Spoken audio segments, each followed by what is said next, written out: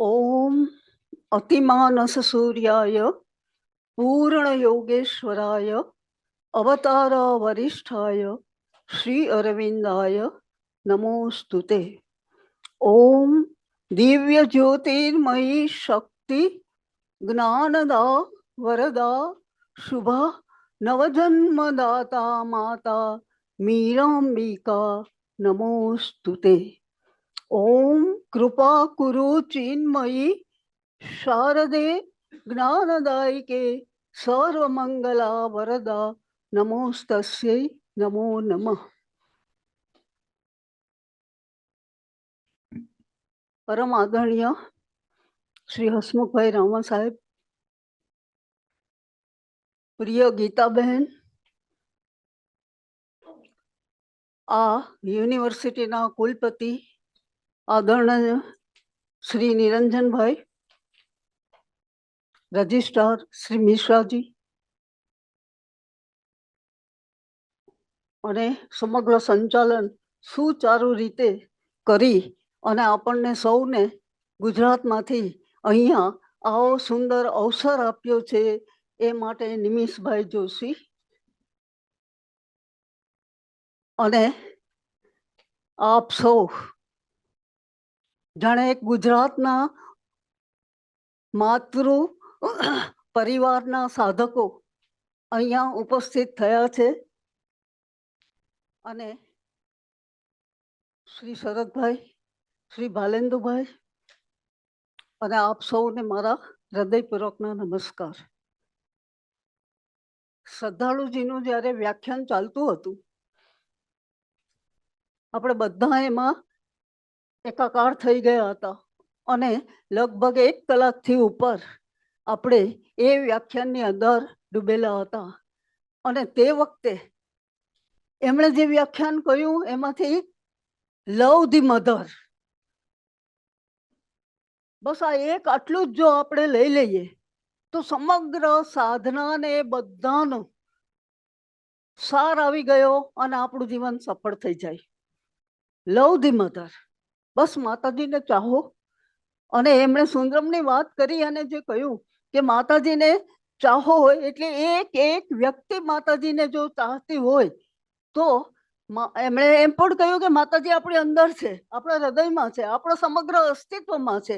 તો એ માતાજી છે એને આપણે ચાહીએ એટલે પ્રગટ થાય અને એ પ્રગટ થાય એટલે આપણું જીવનની અંદર જે કંઈ કરવાનું છે એ બધું એ દિવ્ય માતૃ શક્તિ કરવાની. એટલે એ એક વાક્ય તો મને બહુ જ ગમી ગયું. બીજું એમણે એમ કહ્યું હતું કે માતાજી ને આપણે મળીએ છીએ ત્યારે આપણે જે હોઈએ છીએ એ માતાજી જોતા નથી, પણ માતાજી આપણે જે ભવિષ્યમાં બનવાનું છે એ આપણું રૂપ જુએ છે. અને માતાજીએ કહ્યું કે હું તમને મળું છું ત્યારે તમારો ભવિષ્યમાં તમારે જે બનવાનું છે એ હું જોઉં છું અને મારી ચેતનામાં ધારણ કરું છું કે જેથી કરીને તમારું એ રૂપ પ્રગટ થાય.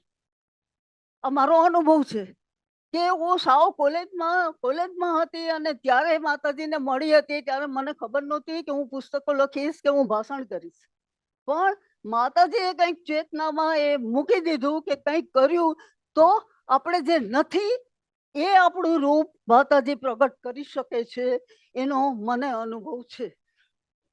ત્રીજી વાત એમણે કહી કે માતાજી આપણી પ્રાર્થનાને સાંભળે છે.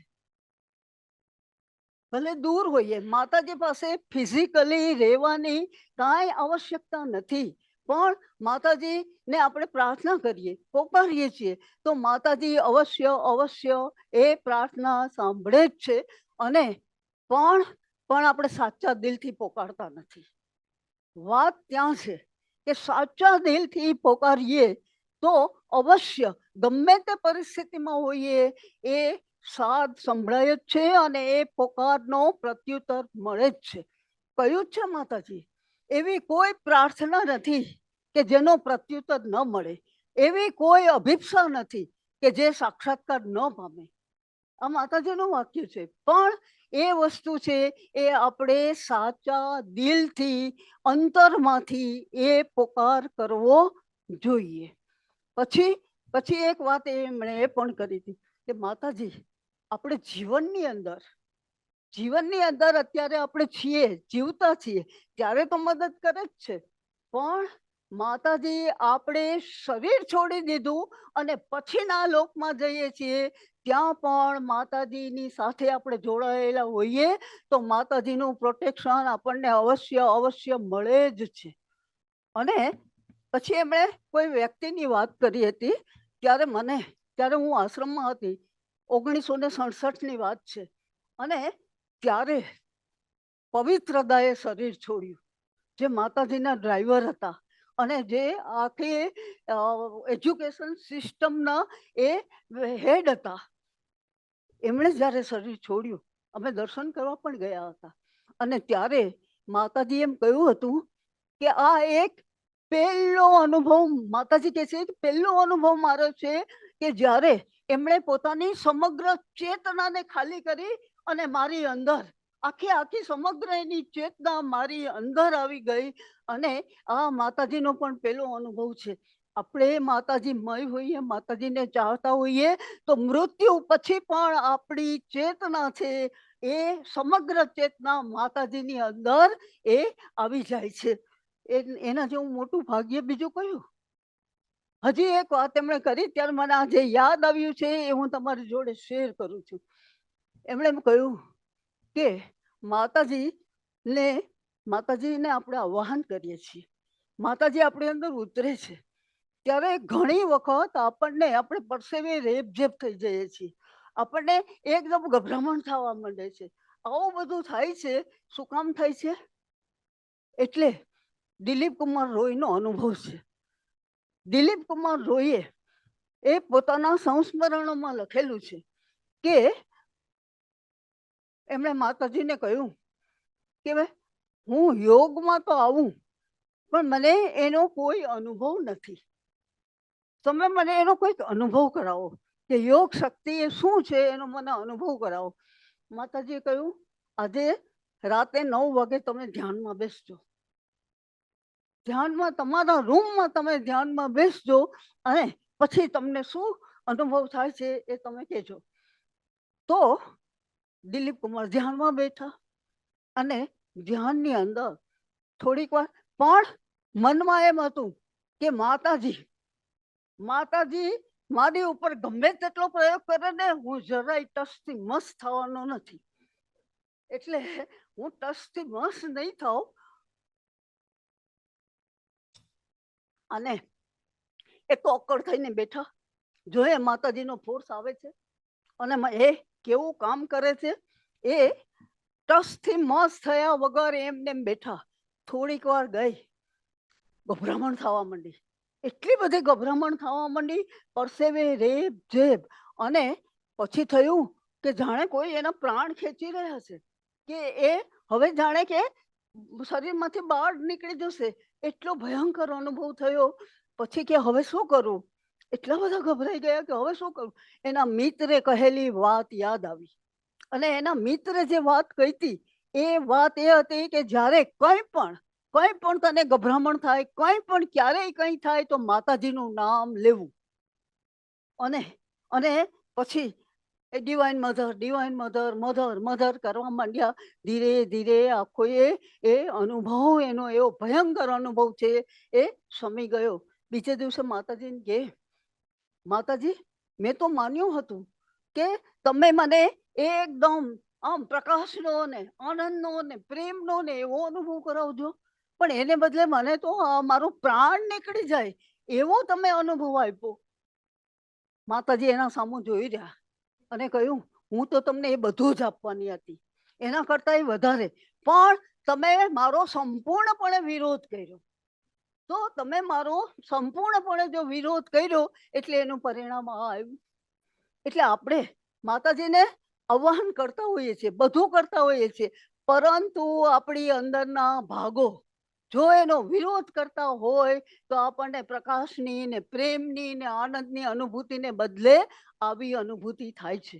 પણ એ અનુભૂતિ એ સારી છે એમ હું કહું છું. એટલા માટે કે આપણી અંદર એ પ્રકાશ ઉતરે છે. રામકૃષ્ણ દેવ એમ કહે છે કે જ્યારે જ્યારે તમારી અંદર આવું કંઈ થાય ત્યારે તમે માનજો કે ભગવાનનો પ્રકાશ તમારી અંદર ઉતરે છે. અને ઘરમાં ચોર ચોરી કરવા આવ્યા હોય, એ દ્રષ્ટાંત આપે છે કે ચોર ચોરી કરવા આવ્યા હોય અને આપણે લાઈટ કરીએ ને તો સંતાયેલા ચોર બહાર નીકળે. લાઈટ કરી એટલે ખૂણે ખાંચે ક્યાંય એ સંતાયેલા ચોર બહાર નીકળે છે. એટલે ભગવાનનો પ્રકાશ આપણી અંદર ઉતરે છે એટલે આપણા બધા અંધારા ચોર જે બધા ઘૂસી ગયા છે એ બધા બહાર નીકળે છે. અને એ પછી આપણને હેરાન કરે ત્યારે ત્યારે માતાજીનો પ્રકાશ આપણે આપણી અંદર ઉતારવો જોઈએ કે જેથી કરીને એ ચોરનો સફાયો થાય. એટલે હજી એક વાત કહું તો એમણે કહ્યું ને, એક યુવાનની વાત કરી હતી. એ યુવાને કંઈક ગુનો કર્યો અને પછી એને થયું કે માતાજી તો કંઈ જાણતા નથી એટલે માતાજીથી છુપાયું. અને છુપાવ્યા પછી એણે 6 મહિના સુધી માતાજીએ તો એને કશું કહ્યું નહીં. 6 મહિના સુધી રોજ માતાજીને પ્રણામ કરવા આવે. તે વખતે તો માતાજીને પ્રણામ કરતા હતા, રોજ મળી શકતા હતા. અને પછી પ્રણામ કરવા આવે ત્યારે માતાજી તો બહુ પ્રેમથી, વધારે જેણે આવું કર્યું હોય એને વિશેષ પ્રેમથી એને આવકારતા અને એને પુષ્પો આપતા હતા. 6 મહિના વીતી ગયા. મગજની અંદર એ ભાર હતો અને એ ભાર લઈને રોજ પ્રણામ કરવા આવે. એને એમ કે માતાજીને ખબર નથી, માતાજીને ખબર નથી. પણ પછી રહેવાનું નહીં. એકદમ એને મનમાં આમ કશુંક થવા માંડ્યું. એટલે એક દિવસ કે મધર મારે તમને કંઈક કહેવું છે. અને પછી 6 મહિના પહેલા જે ભૂલ કરી હતી એ ભૂલ એણે કબૂલ કરી. અને મા તો માં હતા એટલે કે આ બધું હું 6 મહિના પહેલા જાણતી હતી. તો કે તો તમે મને કેમ ના કહ્યું? જે માતાજીએ મોટી વાત કરી છે એ છે કે તમારે જે કાંઈ કરો એ મારી આગળ ખુલ્લા થવું પડે. તમારે મને નિવેદન કરવું પડે અને તો હું એની અંદર કામ કરું. આ વાત અંબા પ્રેમીજીએ મને એકવાર કરી હતી કે એમને ખરજવું થયું હતું અને માતાજીના દર્શન કરવા જવાનું હતું. એટલે ખરજવું થયું. હવે માતાજી પાસે જવાનું હતું એટલે એમણે સરસ પાટો બાંધ્યો. માતાજીને ખબર ન પડે એટલા માટે પાટો બાંધ્યો. પછી આખે લાંબી બાયનું આખું ખમીસ પહેર્યું એકદમ. અને ખમીસને આમ રાખી અને માતાજીને પ્રણામ કરવા ગયા. હવે માતાજીને પ્રણામ કરવા ગયા તો માતાજીએ એ બધું જોયું નહીં. એણે કહ્યું કે અહીંયા શું છે? અને પાટો ખોલાવી અને અને એ ખરજવું જોયું. અને એ ખરજવું છે એ ખરજવાની ઉપર દ્રષ્ટિ નાખી અને પછી માતાજી કેસરીમલજીને કહ્યું કે આની તમે દવા કરો. અને ખરજવું મટી ગયું. માતાજીથી જે કંઈ સંતાડીએ છીએ ને ત્યાં જ માતાજીની નજર જાય. અંબા પ્રેમીજીએ પોતાનો બીજો અનુભવ મને કહ્યો હતો. એમણે કહ્યું હતું કે અમારા દેવી હાઉસમાં પોંડિચેરીમાં એમના 2 હાઉસ હતા, પ્રેમી હાઉસ અને દેવી હાઉસ. અમારા દેવી હાઉસમાં અમે માતાજીને વિનંતી કરી કે માતાજી તમે અમારા હાઉસમાં તમે પગલાં કરો. માતાજીએ હા પાડી, દિવસ આપ્યો અને એ દિવસે 4 વાગે આવવાના હતા. એટલે એટલે એ લોકોએ એમના ભાઈ ત્યાં મદ્રાસ જઈને માતાજીને સિંહાસન વાળી ખુરશી લાવ્યા. માતાજીની ઉપર પધરામણી કરવી હતી. આખો રૂમ સરસ મજાનો શણગારી દીધો એકદમ. અને ઇવન દાદરો પણ એમના ઘરના સભ્યોએ ઘસીને ધોયો કે જેથી દાદરાનો આખું એ રૂપ બદલાવી નાખ્યું. આમ રંગોળી કરીને બધું કર્યું. માતાજી આવવાના હતા.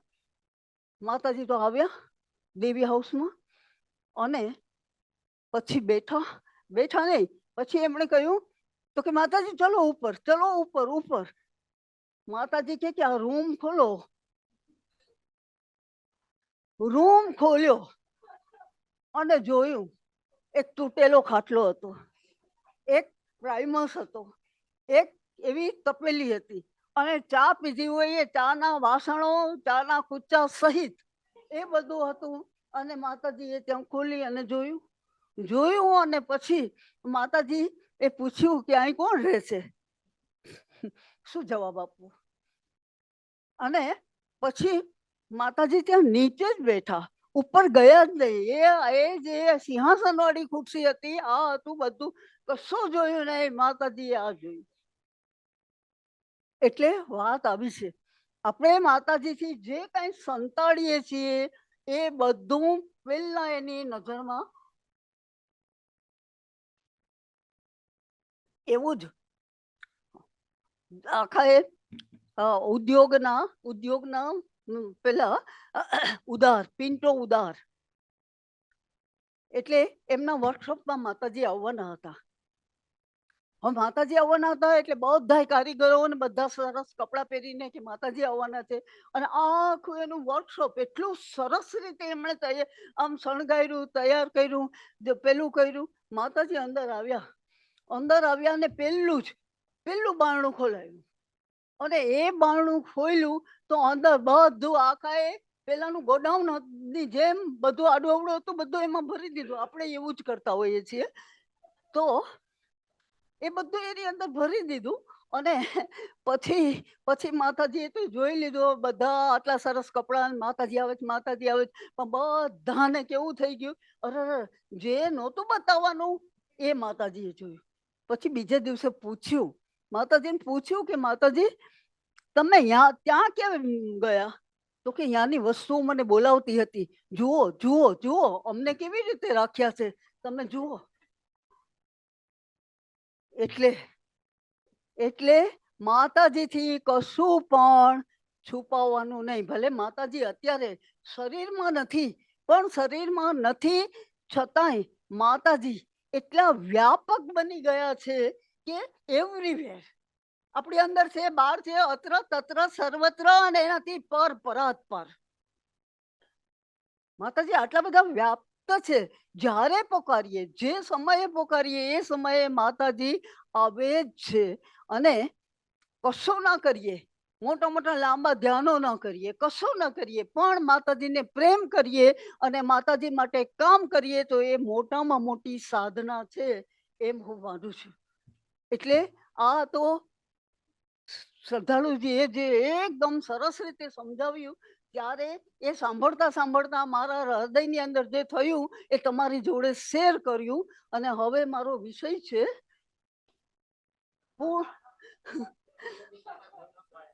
પૂર્ણ યોગ સાધનાના પાયા. હવે અઘરા વિષય ઉપર આવવું પડશે. આપણે એવું માનીએ છીએ કે સાધના કરવી એટલે ઉપવાસ કરવા, પછી કલાકો સુધી જપ કરવા, ધ્યાન કરવું કલાકો સુધી, અને એમ કરીએ અને સંસારમાંથી બહાર કોઈ આશ્રમમાં જવું, ક્યાંય જવું, અને તો જ આપણે ભગવાનને પામી શકીએ. શ્રદ્ધાળુજીએ સહાના દીદીની વાત કરી. સંસારમાં રહીને સહાના દીદીએ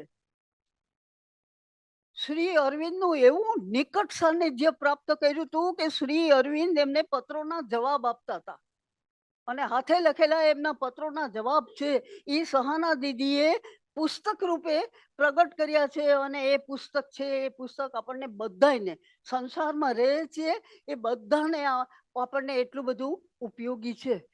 એટલે ભગવાનને મેળવવા માટે સંસાર છોડીને જવાની બિલકુલ જરૂર નથી, હિમાલયમાં જવાની જરૂર નથી, કલાકોના ધ્યાન કરવાની જરૂર નથી. એટલે આ કરીએ તો કઈ ન કરીએ એના કરતા આ કરીએ તો બરાબર છે. પરંતુ આ કઈ ના કરતા આપણે સંસારમાં સારી રીતે માતાજીને યાદ કરતા કરતા માતાજીએ કહ્યું હતું ને, એક જ વાક્ય એમણે કહ્યું છે, સ્મરણ કર અને સમર્પણ કર. સ્મરણ કર, સતત મને યાદ કર, અને સમર્પણ, જે કંઈ કરે છે એ તું મને અર્પણ કર. આટલું જો આપણે આપણા જીવનમાં કરી શકીએ તો ખરેખર એ મહાશક્તિ છે. એ મહાશક્તિ, એને તો પાત્ર જોઈએ છીએ, એને કામ કરવા માટે પાત્ર જોઈએ છીએ, અને એ પાત્ર દિલની પૂરેપૂરી સચ્ચાઈ વાળું પાત્ર જોઈએ છીએ. પણ આપણે સચ્ચાઈમાં પૂરેપૂરા હોતા નથી. આપણે દંભ કરીએ છીએ, આપણે દેખાવ કરીએ છીએ, આપણે જે નથી એ આપણે બનવાનો સતત પ્રયત્ન કરીએ છીએ. આપણે ઢાંક પીછોડા, મેં કહ્યું ને એમ, આપણે ઢાંક પીછોડા કરીએ છીએ, આ બધું કરીએ છીએ. એટલે અંદર રહેલા માતાજી મૂરઝાય છે.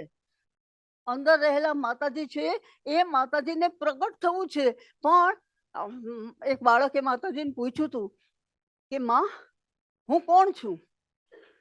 તો કે બેટા, તું ભગવાન છે. તો કે તું મને કેમ ખબર પડતી નથી? તો કે અજ્ઞાનમય બૂર્ખો તે ભગવાન ઉપર ઓઢાડી દીધો છે. અજ્ઞાનનો બૂર્ખો આપણે બધાએ ભગવાન ઉપર ઓઢાડી દીધો છે. એટલે આપણે ભગવાન છે છતાંય આપણે અનુભૂતિ કરી શકતા નથી. અને આ પૂર્ણ યોગ છે એ આ બૂર્ખાને હટાવવાની પ્રક્રિયા છે. પૂર્ણ યોગ છે એ માણસને પ્રભુ બનાવવાને આખો એ નવો જ યોગ શ્રી અરવિંદે આપણને આપ્યો છે. અત્યાર સુધી આટલા બધા યોગ થઈ ગયા. હઠ યોગ છે, જ્ઞાન યોગ છે, ભક્તિ યોગ છે, કર્મ યોગ છે, રાજયોગ છે, તંત્ર યોગ છે. આટલા બધા જ યોગો છે. અને એ યોગોમાં સાધના છે, કપરી સાધના છે. પણ આટલી સાધના 5,000 વર્ષ સુધીની આ ભારતની સાધના હોવા છતાંય ઋષિ મુનિઓ આટલી સાધના કરતા હતા, ગુસ્સા ઉપર કાબુ નહીં. ગમે ત્યારે ગુસ્સે થઈ જાય, ધાર્યું ન થાય તો ગુસ્સે થઈ જાય. ઋષિ મુનિઓ એ કામ વાસના ઉપર પણ પરાશર મુનિને પેલી માછીમારની કન્યાને જોઈ અને એને થયું કે મારે આને પ્રેમ કરવા માંડ્યા. વિશ્વામિત્ર મેનકાને જોઈને ચડી ગયા. આટલા બધા વર્ષોના તપ છતાંય કામ, ક્રોધ, એના ઉપર ઈર્ષા, આના ઉપર કોઈએ વિજય મેળવ્યો નહોતો. શા માટે? કારણ કે માનવામાં એવું આવતું હતું કે પ્રાણ અને પ્રકૃતિ સાથે જાય, પ્રકૃતિ બદલાતી જ નથી. એટલે આપણા ઋષિ મુનિઓએ પ્રકૃતિને એમ છોડી દીધી છે. અત્યાર સુધી કોઈએ પ્રકૃતિ ઉપર, આ પ્રકૃતિ મન, પ્રાણ અને શરીર, આ આપણી નિમ્ન પ્રકૃતિ છે, આ નિમ્ન પ્રકૃતિ ઉપર કોઈએ કામ કર્યું નથી હજી સુધી. પણ શ્રી કૃષ્ણ ભગવાને શ્રી અરવિંદને જેલમાં પોતાનો સાક્ષાત્કાર કરાવીને એમણે કહ્યું હતું કે ભારત સ્વતંત્ર થશે જ. અને એ પણ તે જે માર્ગ કંડારી આપ્યો છે એ માર્ગે ભારત સ્વતંત્ર થશે. બીજા નેતાઓ આવશે, તારે મારું બીજું કામ કરવાનું છે, તારે મારું બીજું કામ. અને એ કાર્ય ભગવાને શ્રી કૃષ્ણે સ્વયં એ શ્રી અરવિંદને સોંપ્યું હતું. અને એ વાત એમણે જેલમાંથી નિર્દોષ 1 વર્ષ જેલમાં રહ્યા, નિર્દોષ છૂટ્યા પછી ઉત્તરપાડામાં 30મી મેના રોજ એમણે આ વ્યાખ્યાનમાં આ વાત પ્રગટ કરી હતી. અને એ વાત પ્રગટ કરી હતી એમાં એમણે કહ્યું હતું કે આટલું જ હું તમને કહું છું, બાકીનું કહેવાની મને મનાઈ છે. અને જેલનો એણે શ્રી કૃષ્ણના સાક્ષાત્કારનો અનુભવ કર્યો. ભગવાને આ કામ સોંપ્યું હતું કે અત્યાર સુધી માનવ જાત આટલી બધી દુઃખી છે, ત્રસ્ત છે. અને આપણું મન, શ્રી અરવિંદ કે છે, મન એ શું છે? મન એ જ્ઞાનને શોધવા મથતું અજ્ઞાન. આવી પરિભાષા આપી છે. જ્ઞાનને શોધે છે મન, પણ એ પોતે અજ્ઞાન સ્વયં એ જ્ઞાનને શોધવા નીકળી પડ્યું છે. આપણું મન એવું છે, આપણી પ્રાણ ભૂખાળો છે.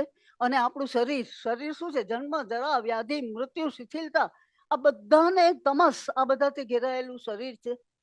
5,000 વર્ષની સાધના પછી પણ આ બધું આવું ને આવું જ છે. તો પછી અને ઉત્ક્રાંતિની પરિભાષામાં હજી 50,000 કે લાખ વર્ષ જશે પછી આ મનુષ્ય દેવરૂપ બનશે. જેમ વાંદરામાંથી લાખ વર્ષ ગયા અને આપણે ધીરે ધીરે ઉત્ક્રાંત થતા આપણે અહીંયા આવ્યા, એવી રીતે વાંદરાઓએ કોઈ સાધના નહોતી કરી કે કોઈ યોગ કે કંઈ નહોતું કર્યું, છતાંય આ ઉત્ક્રાંતિ પ્રમાણે, આ પ્રકૃતિના યોગ પ્રમાણે 1,00,000 વર્ષ પછી મન ઉત્ક્રાંત થતા થતા થતા આપણે અહીંયા પહોંચ્યા. આપણે કઈ સાધના ન કરીએ, કશું જ ન કરીએ, યોગ ન કરીએ, કશું ન કરીએ, તોય 1,00,000 વર્ષ પછી આપણે દેવ મનુષ્ય બનશું.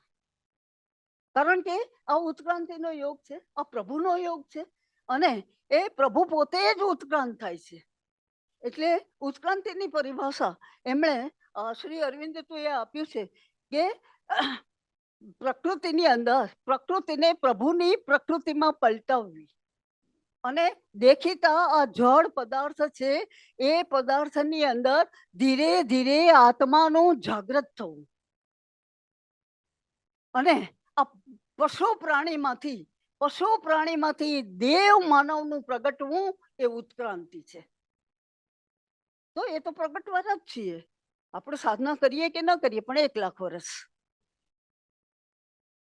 વર્ષ પછી કે આ તો હું એવો આંકડો આપું છું, પણ ક્યારે એ ખબર નથી, પણ એટલા સમય સુધી આપણે પુનરપી જન્મમ પુનરપી મરણમ પુનરપી જનની જઠરે શયનમ આ કરવાનું છે.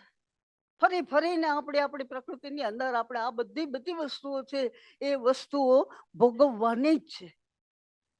ભગવાનને આપણા ઉપર કૃપા કરી, ભગવાને શ્રી અરવિંદને આ રીતે જેલમાં રોજ આવી અને શ્રી કૃષ્ણ ભગવાને એમને આ બધું જ્ઞાન આપ્યું, અને એના પરિણામે પ્રકૃતિને પ્રભુની પ્રકૃતિ આપવાનું આ આખો અવસર માનવ જાતિને મળ્યો, અને આ દુઃખમાંથી મુક્તિનો ઉપાય મળ્યો. એ ચંદ્રનગરની અંદર એકાંતમાં શ્રી અરવિંદ હતા, 1.5 મહિનો રહ્યા. એ 1.5 મહિનાની અંદર શ્રી અરવિંદે એટલી તપ અને પેલું કર્યું, કારણ કે કોઈને મળતા જ નહોતા. છુપી પોલીસના માણસો આજુબાજુ બધે ફરતા હતા, ક્યાંય બહાર નીકળવાનો અવસર જ નહોતો, એટલે પોતાની અંદર ઉતરા, અને એ અંદરમાં એમણે એટલા ઊંડા ઉતર્યા કે પોતાના આ સ્થૂળ શરીરના કોષાણોના અંદર ઉતર્યા, અને એમાં એમણે જોયું કે આ કોષાણોની અંદર દિવ્ય ચેતના રહેલી છે, દિવ્ય ચેતના છે. આ ચેતનાને જો જાગૃત કરવામાં આવે તો આ કોષાણો બદલાઈ જાય, કારણ કે એની અંદરની આ ગુપ્ત ચેતના છે, એ ચેતના જો જાગૃત થશે તો આ કોષાણુઓ દિવ્ય બનશે. તો આખું આપણું શરીરનું દ્રવ્ય બદલાઈ જાય, અને શરીરનું દ્રવ્ય બદલાઈ જાય તો જ શરીરના દુઃખો અને ભૂખો એમાંથી મુક્તિ મળે. કોઈ પૂછ્યું હતું કે તમારા યોગમાં નવીનતા શું છે? ત્યારે એમણે કહ્યું કે મારો યોગ મનુષ્યની પ્રકૃતિને પ્રભુની પ્રકૃતિમાં પલટાવવાનો છે, અને મારો યોગ છે એ જીવન સાથે જોડાયેલો છે. મારા યોગની અંદર બધું જ છે, એની અંદર રાજકારણ પણ છે, એની અંદર સાહિત્ય છે, કલા છે, જીવનમાં છે, બધું જ છે, પરંતુ એને નવું રૂપ આપવાનું છે, એને નવી દ્રષ્ટિથી એ બધાને એ આવિર્ભાવ કરવાનો છે કે બધું જ પ્રભુમય બને. તો આ બધું જીવન કેવું હોય, એ દિવ્ય જીવન, એ મારા યોગનો હેતુ છે. એમણે કહ્યું મારો યોગ 3 રીતે જુદો પડે છે. જૂના યોગની કોઈ વસ્તુ મને આમાં મળી નથી, પણ છતાં એમણે એમ કહ્યું છે કે જે જૂનો યોગ છે એની જગ્યાએ મહાન હતો. તે સમયની મનુષ્યની જે ચેતના હતી એ ચેતનાને અનુરૂપ એ યોગ હતો, પણ એ મહાન હતો. પણ આપણે એ ચીલા ચાલુ મહાનતાને નથી વળગવાનું, આપણે ભવિષ્યની અંદર મહત્તર યોગ કરવાનો છે, અને આ મહત્તર યોગ એ પ્રભુને મનુષ્ય જીવનની અંદર ઉતારવાનો છે. અને એ મનુષ્ય જીવનમાં એ યોગ જો ઉતરે તો આપણું મન બદલાય. ભગવાનની એ દિવ્ય ચેતના, હવે અતિમનસ ચેતના એ શું છે? શ્રી અરવિંદ કહે છે કોઈ મહાજટિલ તત્વ નથી, અતિ મનસ એ કોઈ મહાજટિલ તત્વ નથી, એ પ્રભુની પૂર્ણ ચેતના છે. સાવ આપણે આમ જોઈએ તો સચ્ચિદાનંદ ઉપર, પણ એ કાંઈ જગત બગત સર્જી શકે નહીં. સચ્ચિદાનંદ એક સ્ટેપ નીચે ઉતરે એટલે જેને શ્રી અરવિંદ કે છે સુપ્રામેન્ટલ. પછી એનાથી જરાક નીચે ઉતરીએ એટલે હવે અધીમરસ, ઓવરમાઇન્ડ, શ્રી કૃષ્ણ ભગવાનની ચેતના. એટલે ઓવરમાઇન્ડ એટલે એનાથી નીચે ઉતરીએ એટલે શું આવે? એટલે દેવોની દુનિયા આવે. બધા દેવોનું જગત છે, એ ઓવરમાઇન્ડમાં આવ્યું. એનાથી નીચે આપણે ઉતરીએ એટલે એટલે પ્રેરણાત્મક મન આવે, ઇન્ટ્યુઇટિવ માઇન્ડ. એમાં શું આવે? એમાં ભગવાન તરફથી અતિમાનસમાંથી સીધી પ્રેરણાઓ આવે. મન છે જ નહીં, એમાં સીધી પ્રેરણાઓ આવે. માં આનંદમયીમાં એ હતું, રામકૃષ્ણ પરમહંસમાં એ હતું. એ વિચાર નહીં, એ સીધું એક્શન થાય. અને એનાથી થોડો નીચે આવીએ એટલે પ્રકાશિત મન બને. પણ આ બધા મનના સ્તરો છે. અને એનાથી નીચે આવીએ એટલે ઉર્ધ્વ મન આવે, અને પછી આવીએ એટલે આપણે જેમાં રહીએ છીએ એ સામાન્ય મન આવે, જેમાં ભેદ છે, જેમાં મારું છે, એમ તારું છે, પૂર્વગ્રહ છે, આ બધું જ છે. ચોકઠાઓની અંદર પુરાયેલું આપણું મન છે. એ મનને શ્રી અરવિંદ કે છે મારા યોગમાં શું કામ નવો છે? કે ચૈતન્યની સીડીના બધા જ પગથિયાઓને ચડવાના છે. ચૈતન્યની સીડી એટલે હવે આમાં એક બીજું, આપણે શરીર જોઈ શકીએ છીએ, પ્રાણ અનુભવી શકીએ છીએ, મન એને અનુભવી શકીએ છીએ, જોઈ નથી શકતા. આ આપણો નીચલી પ્રકૃતિનો ગોળાર્ધ છે. મન, પ્રાણ અને શરીર નિમ્ન પ્રકૃતિ. પછી મન ઉપર મેં જે ગણાવ્યા એ ઉર્ધ્વ મન, પ્રકાશિત મન, અને એ પછી આવે છે પ્રેરણાત્મક મન. એના પછી આવે છે દેવોની દુનિયા એટલે ઓવરમાઇન્ડ. અને એના ઉપર જઈએ ત્યારે અતિમનસ. એ અતિમનસનો પ્રકાશ ભગવાનની પૂર્ણ ચેતના. શું કહ્યું? મહાજટિલ તત્વ નથી. એ એવી ચેતના છે કે જેમાં શક્તિ છે, જેમાં આનંદ છે, જેમાં પ્રેમ છે, અને જેમાં સત્ય કાર્યની સ્વયંભૂ પૂર્ણતા છે. આ શક્તિની અંદર આ બધું છે. હવે એ શક્તિને ઉતારવાની હતી. એમાં શ્રી અરવિંદ કે આટલું અત્યાર સુધી કોઈએ આ કામ કર્યું નહોતું. છેક ઓવરમાઇન્ડ સુધી, દેવોની દુનિયા સુધી તો ઘણા પહોંચી ગયા છે. એમાં એક મહાન ધર્મની પણ સ્થાપના થઈ શકે, એમાં લાખ શિષ્યો પણ એ ઊભા થઈ શકે. માતાજીએ કહ્યું છે ત્યાં સુધીમાં પહોંચ્યા છે. પણ એનાથી આગળ આપણા કોઈ ઋષિમુનિઓએ, શ્રી અરવિંદ એમ કહ્યું છે કે કદાચ સાધના કરી હશે. એમ નથી કહેતા, ઇનકાર નથી કરતા, કદાચ સાધના કરી હશે, પણ કાળના પ્રવાહમાં એ લુપ્ત થઈ ગઈ છે. એટલે કે મારે માર્ગ તો નવો શોધવો જ પડ્યો. અને એમણે શિષ્ય કહ્યું હતું એટલે એમાં એમણે એમને કહ્યું કે જો મને આ અતિમનસનો માર્ગ પહેલેથી જ મળી ગયો હોત તો મેં મારા 30 વર્ષ એને શોધવામાં ગાળ્યા ન હોત. હું આરામથી પહેલેથી તૈયાર કરેલી પાકી સડક જેવા રાજમાર્ગ ઉપર સહેલ કરતો હું પહોંચી ગયો હોત અતિમદદ સુધી. પણ મારે મારી સાધનાના 30 વર્ષ સુધી આ માર્ગને શોધવામાં, અને આ માર્ગ છે એ માર્ગ પર કેવી રીતે ચાલવાનું.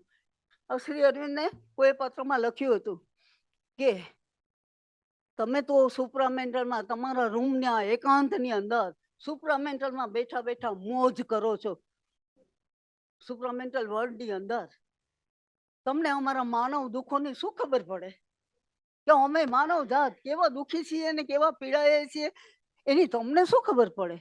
ત્યારે શ્રી અરવિંદે કહ્યું કે જન્મથી માંડીને પોંડિચેરીમાં આવ્યો ત્યાં સુધી પૈસાનો અભાવ, માનવના બધા જ દુઃખો છે. એ દુઃખોમાંથી હું કેવી રીતે પસાર થયો છે એની તમને શું ખબર પડે? માતાજી એ કહે છે એક પણ દુઃખ એવું નથી કે જેમાંથી હું પસાર ના થયો. એક પણ રોગ એવો નથી કે જેમાંથી હું આ શરીર પસાર ના કર્યું હોય. કારણ કે શ્રી અરવિંદે એક કવિતામાં લખેલું છે કે જે પૃથ્વી ઉપર જે કોઈ ધરણી પર સ્વર્ગ લાવવાને ઈચ્છે એને સ્વયં એને કાદવ ને કીચડની અંદરથી પસાર થવું પડે છે. કારણ કે અનુભૂતિ વગર એની મુક્તિ નથી થતી. એટલે આ રસ્તો શોધવામાં 30 વર્ષની એકાંતની સાધના, એ સાધના દ્વારા આ પૂર્ણ યોગ એમને પ્રાપ્ત થયો છે. એટલે કે છે પદ્ધતિની દ્રષ્ટિએ, લક્ષણોની દ્રષ્ટિએ અને ધ્યેયની દ્રષ્ટિએ મારો આ યોગ છે એ યોગ એ બધા કરતા અલગ છે. ધ્યેય શું ધ્યેય છે? તો કે બધા જૂના યોગોનું ધ્યેય હતું. એ ધ્યેય શું હતું? ભગવાનનો સાક્ષાત્કાર. તમે કોઈ પણ યોગ લો, ભગવાનનો સાક્ષાત્કાર થઈ જાય, અથવા તો નિર્વિકલ્પ સમાધિ થાય, અથવા તો બ્રહ્મમાં એકરૂપ થઈ જઈએ, એટલે પૂરું. આપણું આ પૃથ્વી પરનું ધ્યેય પૂરું. કારણ કે ભગવાનને લઈ લીધા છે, મળી લીધા છે. પણ પ્રકૃતિ એવી ને એવી. એટલે ધ્યેયની દ્રષ્ટિએ મારો યોગ, શ્રી અરવિંદ કે છે, જીવનના દિવ્ય રૂપાંતરનો છે. પ્રભુને જીવનમાં લાવવાનો છે. ફક્ત લાવવાનો નહીં, પછી એની અભિવ્યક્તિ કરવાનો છે અને એનાથી જીવનને દિવ્ય જીવન બનાવવાનું છે. એ મારો યોગ છે. એટલે ધ્યેયની દ્રષ્ટિએ. પછી પદ્ધતિની દ્રષ્ટિએ તો પદ્ધતિ પણ અલગ જ છે. કઈ પદ્ધતિ છે? બીજા યોગો જ્યાં પૂરા થાય છે ત્યાં મારો યોગ શરૂ થાય છે. હવે બીજા યોગો કયા? એ યોગો પૂરા ક્યાં થાય છે? આત્મ સાક્ષાત્કારમાં. ભગવાનનો સાક્ષાત્કાર થઈ જાય એટલે ધ્યેય પૂરું. પણ આત્મ સાક્ષાત્કાર થયા પછી શ્રી અરવિંદનો યોગ શરૂ થાય છે. શા માટે શ્રી અરવિંદ એમ કે છે કે આત્મ સાક્ષાત્કાર પછી? તો પ્રકૃતિને બદલવાની છે. પ્રકૃતિ, મનની કોઈ તાકાત નથી. કે કારણ કે અજ્ઞાન કેવી રીતે બદલી શકે? મન અજ્ઞાન છે એટલે કોઈ તાકાત નથી. તો ઉપરની શક્તિ આવે. ઉપરની એટલે પૂર્ણ શક્તિ ભગવાનની. એ શક્તિ જો ઉતરે તો જ આ બધું બદલાય. એટલે અતિમનસ શક્તિ છે, એ શક્તિને ઉતારવાની. શ્રી અરવિંદ કે છે કે ચૈતન્યની સીડીના બધા જ પગથિયા મારે ચડવા પડ્યા છે. એટલે શ્રી અરવિંદ એને આરોહણ કે છે. એ આરોહણ એટલે શું? કે આપણે ભગવાન સુધી પહોંચીએ. બધા જ યોગોની અંદર આરોહણ તો છે જ. બધા ભગવાન સુધી પહોંચે છે. પણ કોઈએ ભગવાનને આપણા શરીરની અંદર ઉતારવાની, મન બદલવાની, પ્રાણ બદલવાની કોઈ વાત કરી નથી. એટલે ચૈતન્યની સીડીના બધા પગથિયા, આ જે મનના સ્તરો બતાવ્યા, અધિમન સુધી પહોંચી અને પછી શ્રી અરવિંદ કે છે કે ત્યાંથી ભગવાનને પાછા નીચે લાવવાના છે. અવતરણ. અતિમનસની શક્તિને નીચે લાવવાની. એટલે નીચે જો અતિમનસની શક્તિ આવે તો મન બદલાય. ભેદ અને આધીન મન છે એ એકતા વાળું મન બને. મન પ્રકાશનું મન બને. જો બે શબ્દ છે, પ્રકાશિત મન એ મનનો ભાગ છે. પ્રકાશિત મન, જે કહ્યું ને કે આપણે મનના જે જુદા જુદા સ્તરો છે એ પ્રકાશિત, પણ પ્રકાશનું મન એ અતિમનસ મન છે, જ્યોતિર્મય મન છે. એ જે ઉતરે છે, સુપ્રામેન્ટલ પાવરને ઉપર સુધી લઈ અને પછી નીચે ઉતાર્યો એટલે મન એ પ્રકાશનું મન બને. પછી આપણે પ્રાણમાં ઉતારી તો પ્રાણ એ પ્રભુની ડાયરેક્ટ સંકલ્પ શક્તિ બને. ડાયરેક્ટ. અને પછી આ બે થયા પછી ત્રીજું, શરીરના એક એક કોષાણુની અંદર, શરીરના આ કોષાણુ છે જે જળ છે. અને શરીરને વૃદ્ધત્વ એટલે જ આવે છે કે 35 વર્ષ પછી કોષાણુમાં કાંઈ થતું નથી ને વિઘટનની શરૂઆત થઈ જાય છે. પણ એ કોષાણુમાં જો ભગવાનની દિવ્ય શક્તિ ઉતરતી હોય તો વિઘટન નથી. ભગવાનની શક્તિને ક્ષય નથી. ભગવાનની શક્તિને એજિંગ નથી. ભગવાનની શક્તિ છે એમાં વિઘટન નથી. એને ઉતારવાની છે. આ શ્રી અરવિંદનો યોગ છે. એ સુપ્રામેન્ટલ પાવરને મનમાં, પ્રાણમાં અને શરીરમાં ઉતારવાનું છે. તો પ્રકૃતિ પ્રભુની પ્રકૃતિ બની જાય. અને તો એ પ્રભુની પ્રકૃતિ બની જાય તો પછી કોઈ માનવ દુઃખો રહેતા જ નથી. 1920માં શ્રી અરવિંદે પોતાના નાના ભાઈ બારિન્દ્રને પત્ર લખ્યો હતો. એ પત્રની અંદર એમણે કહ્યું છે કે ઉર્ધ્વમાં અતિ મનસમાં પહોંચ્યા વગર જગતની સમસ્યાનો ઉકેલ આવવાનો નથી. પણ એ કે છે કે અતિ મનસને ઉપલા સ્તરોમાં ઉતારી શકાય છે, પણ નીચલા સ્તરોમાં એટલે કે શરીરમાં એમાં નથી ઉતારી શકાતું. એમાં બહુ જ તકલીફ પડે છે, કારણ કે અત્યાર સુધી એ રસ્તો હતો જ નહીં. એ કે છે કે જળની અંદર, કોષણોની અંદર એને ઉતારવાનું અને સક્રિય કરવાનું કામ એ બહુ શું કે છે, ખીણમાં ઉતરીને યુદ્ધ કરવા જેવું છે. કાં તો તમે જીતો, નહીં તો તમે ખલાસ થઈ જાઓ. જીતવાનું જ છે. જો ખલાસ થઈ જઈએ, અડધો યોગ મૂકીને ખલાસ થઈ જાય તો આ તો બધું બળી જવાનું છે. એટલે એ જીતવાનું છે. એટલે શ્રી અરવિંદે શરીર છોડવાનું કારણ પણ આ જ હતું, કારણ કે પૃથ્વીની ચેતના ગ્રહણશીલ હતી નહીં. અને શ્રી અરવિંદ કહે છે કે મારે તો કઈ અતિ મનસની જરૂર નથી, મને મોક્ષની એ જરૂર નથી. મારે જે કામ કરવાનું છે એ મારે આખી માનવ જાતિને માટે કામ કરવાનું છે. અને એટલા માટે મને મુશ્કેલી પડે છે. એટલે પછી એટલી મુશ્કેલી કે જળ તત્વ વિરોધ કરતું હતું. અને એ વિરોધ કરતું હતું એટલે શ્રી અરવિંદે પોતાના શરીરનો આધાર આપ્યો. અને શરીરમાંથી ખસી ગયા તો આખું અતિમનસ સુપ્રામેન્ટલ એમના શરીરમાં આવી ગયું. 5 દિવસ સુધી એ પ્રકાશ રહ્યો. અને માતાજી કહે છે કે તે વખતે હું ત્યાં હતી તો એ જ્યોતિ મનસ મારી અંદર આવી ગયું, પ્રકાશનું મન.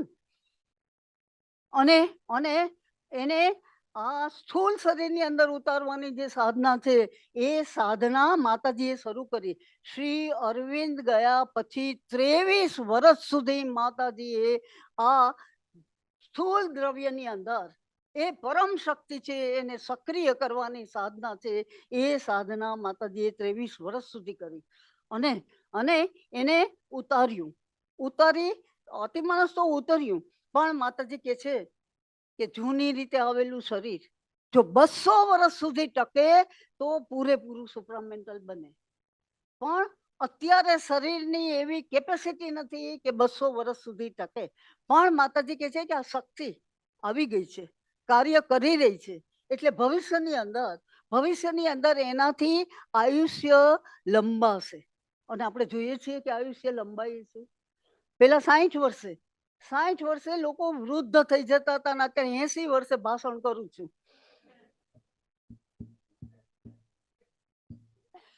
આ માતાજીની કરામત છે. તો લંબાશે આયુષ્ય, અને લંબાશે આયુષ્ય તો થોડા આપણને શ્રદ્ધાળુજીએ એ પણ કહ્યું હતું કે ના, રામા સાહેબે કહ્યું હતું કે આપણા ઉપર જવાબદારી મોટી છે. જવાબદારી એટલા માટે મોટી છે કે આપણે માતાજી પ્રત્યે ઓપન છીએ. અને માતાજીએ કહ્યું કે થોડાક સાધારણ માણસો છે એ અસાધારણ મારી સાથે જે જોડાયા છે એ આ કાર્યના ટ્રસ્ટી છે. અને એ ટ્રસ્ટીઓ દ્વારા સુપ્રામેન્ટલ કામ કરશે. અને એ કામ કરશે એના દ્વારા વધારે વ્યાપ વધશે. અને એમ વ્યાપ વધતા આમ માનવ જાતિ છે એ માનવ જાતિ એ ધીરે ધીરે સુપ્રામેન્ટલ બનશે. પણ માતાજીએ કહ્યું કે હવે એ કામ કરી રહ્યું છે. તમે ઈચ્છો કે ન ઈચ્છો, તમે શ્વાસમાં એ લઈ રહ્યા છો. અને લોકો માને કે ન માને, પણ એ શક્તિ છે. એ શક્તિ પોતે અત્યારે કાર્યશીલ જ છે. પણ જે લોકો કહ્યું ને, હું હંમેશા સાધના માટે 2 શબ્દો જ આપું છું. અને 2 શબ્દોમાં મારા એ છે, ખાલી થાવ ને ખુલ્લા થાવ. તમે ખાલી થાવ અને પછી ખુલ્લા થાવ.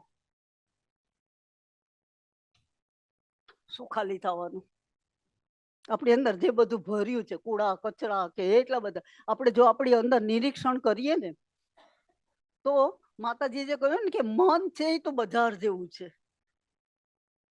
એમાં સારા વિચાર, ખરાબ વિચાર, આ છે ગમતું ન ગમતું, ઓહો, આમ એકદમ શોર બકોર એ બધું જ થતું હોય છે. આવું મન, હવે એમાં જો અતિ મનસ ઉતરે ને તો મન એ ભાંગી જાય ને આપણે ભાંગી જઈએ. એટલે મનને ખુલ્લું કરવું પડે, એ ખાલી થવું પડે. પછી આપણી પ્રાણ કેવી છે, પ્રાણ કેવો છે, ભૂખાડવો છે.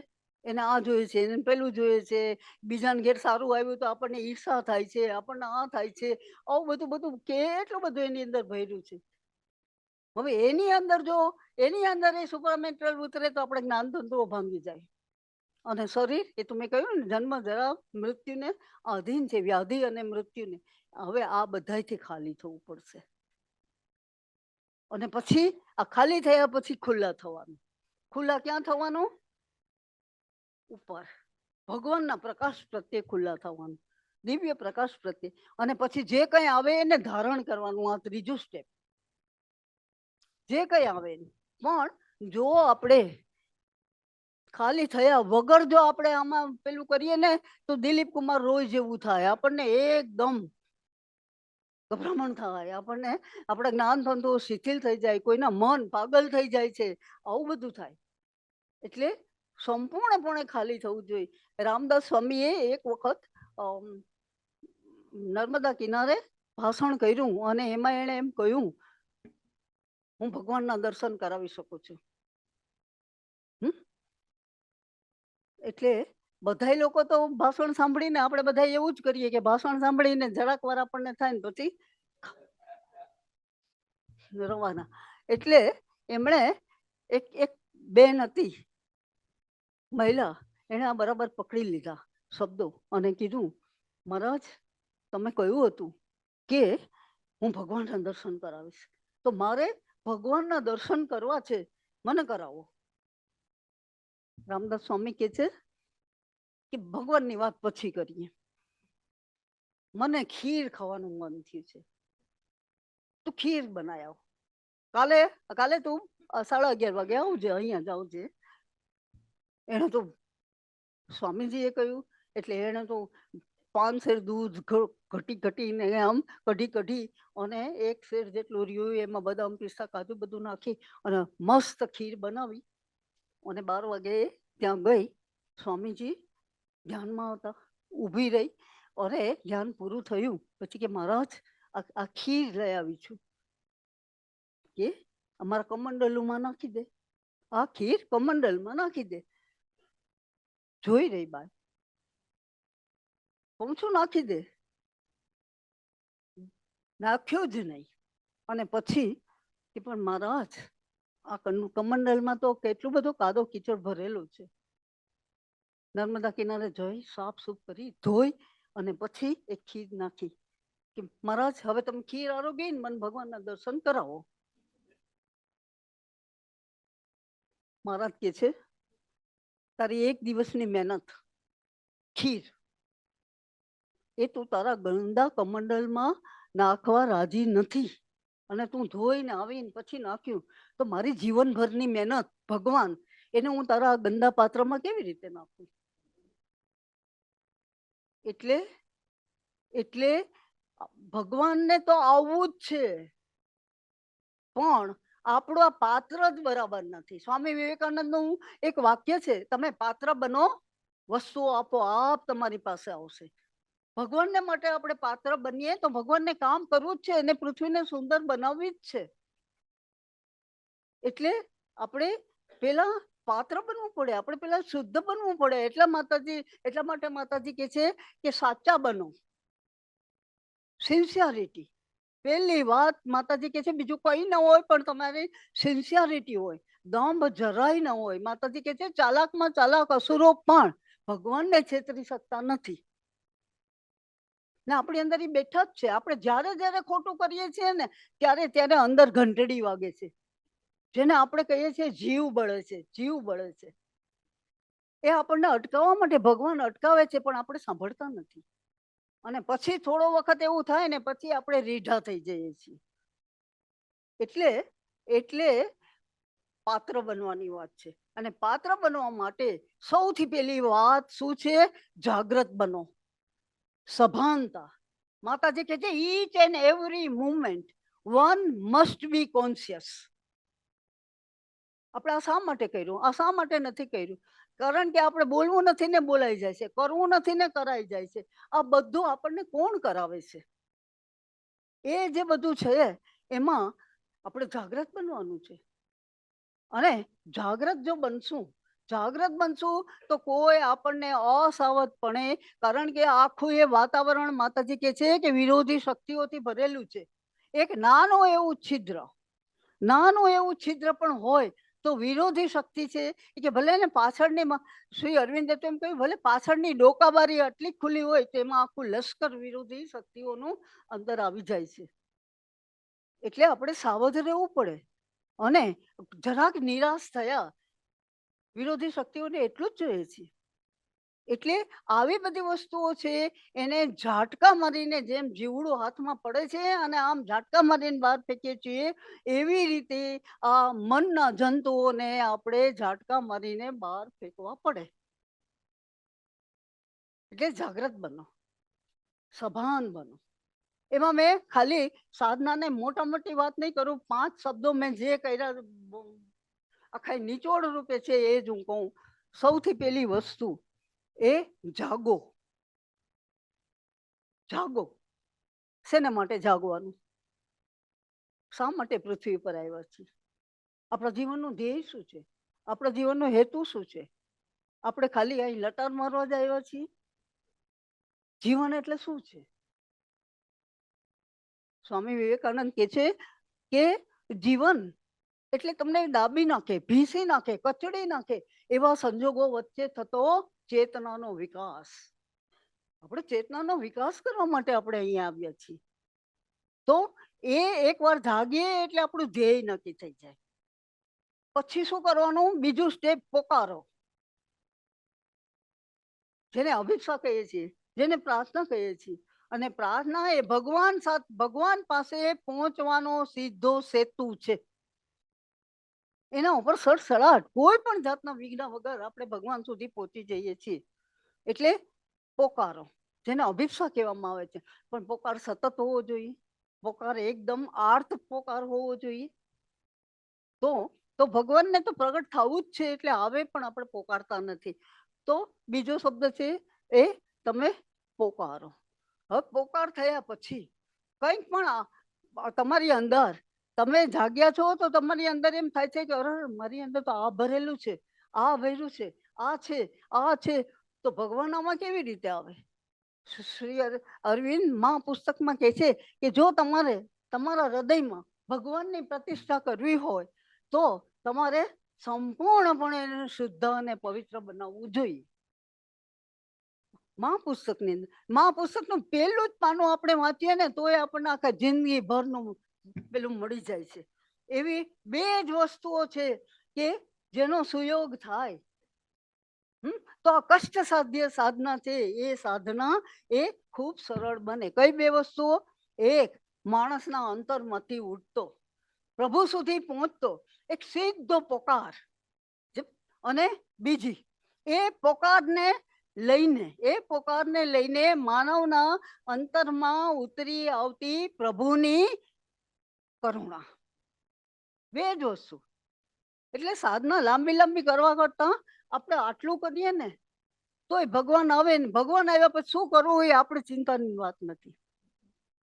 પણ શ્રદ્ધાલુજીએ કહ્યું હતું કે આપણો એક પાઠ સમર્પણ કરે છે ને પછી બીજો નથી કરતો, અને બીજો એકદમ અંધારમાં હોય છે, એટલે આ બધી ખેંચાતાણ થાય છે, એટલે આ બધું થાય છે.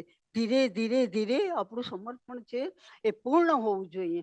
અને એ સમર્પણ માટે શ્રી અરવિંદે 3 પેલું કહ્યું છે, ચેતનવંતા મનુષ્યનું હોવું જોઈએ, યંત્રનું નહીં.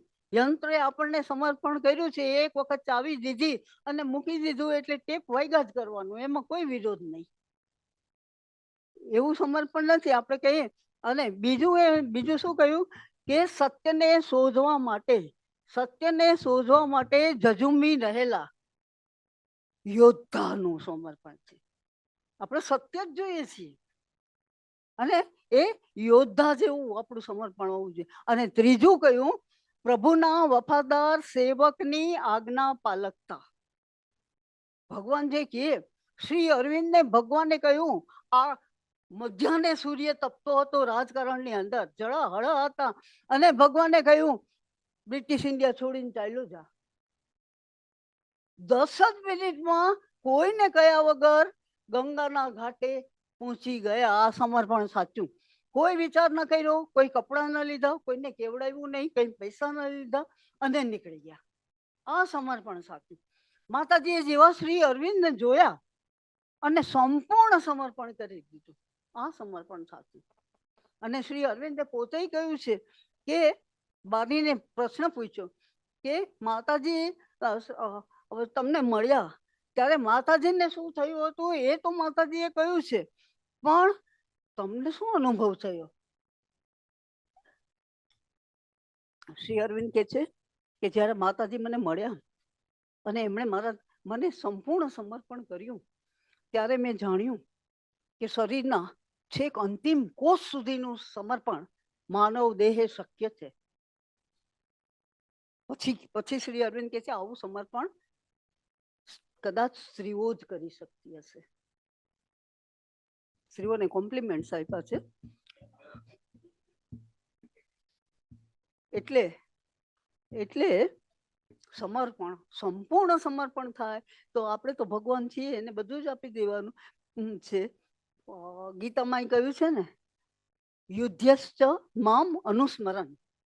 તું યુદ્ધ કર, પણ મને મારું સ્મરણ કરતા કરતા તું યુદ્ધ કર. હવે જો યુદ્ધ જેવી વસ્તુ એ ભગવાનના સમર્પણ કરતા કરતા આપણે કરતા હોઈએ તો જીવનની અંદર કોઈ કરવાનું નથી. એ ભગવાન, આ તમે મને દોરો અને હું આ કાર્ય કરું છું, એમાં મને મદદ કરો, અને કાર્ય કર્યા પછી એ ભગવાન તમને અર્પણ કરું છું.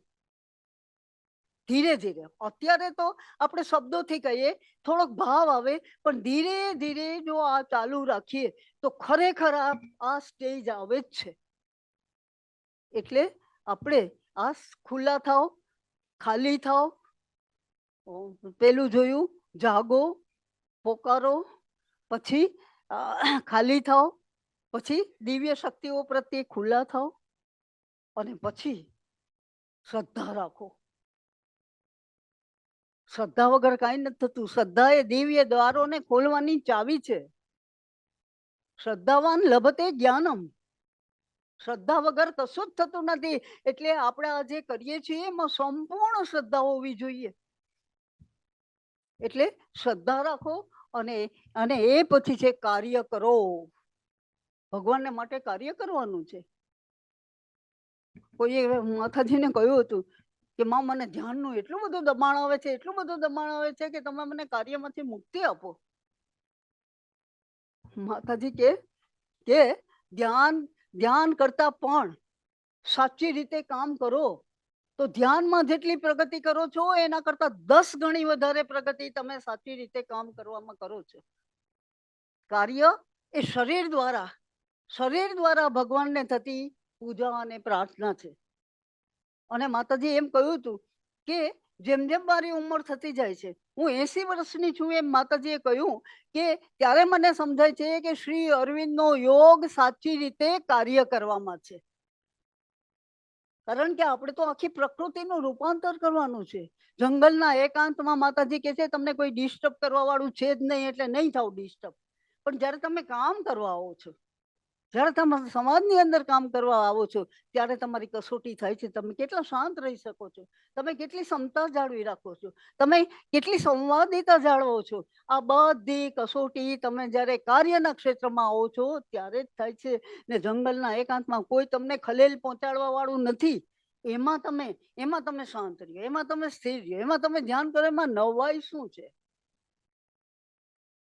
એટલે આ કાર્ય કરવાનું અને ભગવાનને માટે કાર્ય કરવાનું એ પણ આપણા આ પૂર્ણ યોગની એક સાધના છે. એક નાનકડું રામકૃષ્ણ દ્રષ્ટાંત આપીને મારી વાત પૂરી કરી દઈશ. રામકૃષ્ણ દેવ એટલા સારા દ્રષ્ટાંતો આપે. હવે એમાં એમને કહ્યું કે એક શેઠ એના બગીચામાં 2 માળી કામ કરતા હતા. એક માળી શેઠ પાસે જાય શેઠજી તમે કેટલા સુંદર છો, તમે અમારા અન્નદાતા છો, તમારાથી મારું પરિવાર પોસાય છે. આ બધું રોજે રોજ શેઠજીને આ પ્રશંસા કરે. બીજો માળી કોઈ દી શેઠને મળતો નહોતો, બગીચામાં કામ જ કર્યા કરતો હતો. અને એને લઈને બગીચાઓ બહુ સમૃદ્ધ બન્યો, ફળ ફૂલ બધું એટલું સરસ. અને રોજ ટોપલી ભરીને ફૂલો અને ફળો એ શેઠજીને એનો દીકરો જ દઈ આવતો હતો.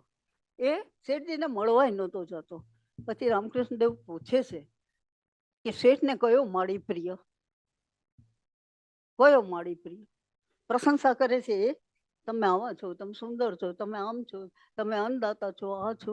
કે બગીચામાં કામ કરે છે એટલે પછી રામકૃષ્ણ કહે છે કે આપણે ભગવાનને કહે તમે સુંદર છો, તમે મોરલી વાળા છો, તમે આ છો, તમે આમ કરો છો, તમે લીલા કરો છો, આ કરો છો. એને બદલે ભગવાનના બગીચાની અંદર, ભગવાનના બગીચામાં જે કામ કરે છે, બગીચાને જે સુંદર બનાવે છે, અને ભગવાનનું સવારે ને સાંજે બસ નામ લે છે, પણ આ બધું ભગવાનને સમર્પણ કરીને જે કરે છે એ પ્રિય કે ખુશામત કરનારો પ્રિય, આપણે સમજવાનું છે. એટલે આપણે બધા આમ પેલા એવું કહેતા હતા, બ્રહ્મમ સત્યમ જગન મિથ્યા.